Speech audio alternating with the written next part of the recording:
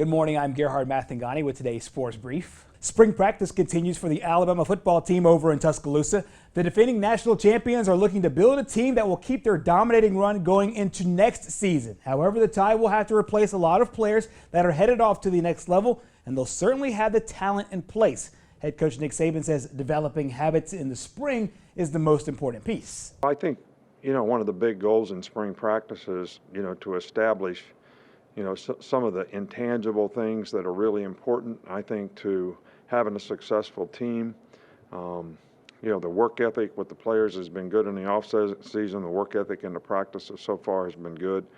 But also developing a kind of discipline, on your team, whether it's self-discipline, individuals making, good choices and decisions about what they do and what they don't do, because I think that's important to being able to play with discipline on the field.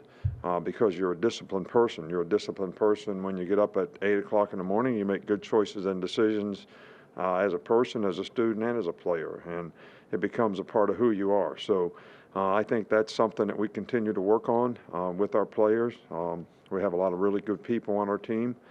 I think leadership is something that we continue to work on with our team. But sometimes leadership, sort of comes to the top, when it's needed. Meanwhile, the Jacksonville State football team is looking to bounce back after dropping its first conference game of the season.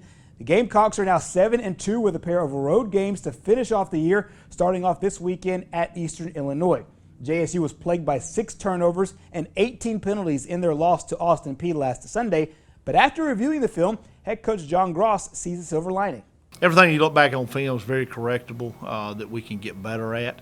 And it's not just one guy, everybody's going to say, hey, it's quarterback, but it's, a little bit of quarterback, it's a little bit O-line, it's a little bit of just different things at different times that are easy correctable. And, as I tell you, he didn't play his best game for sure. So we got to get this one behind us, look to move forward. Go play a EIU team that everybody's going to look at the record and go, okay, well, this will be an easy bounce back week. No, you're on a short week. You got a flight.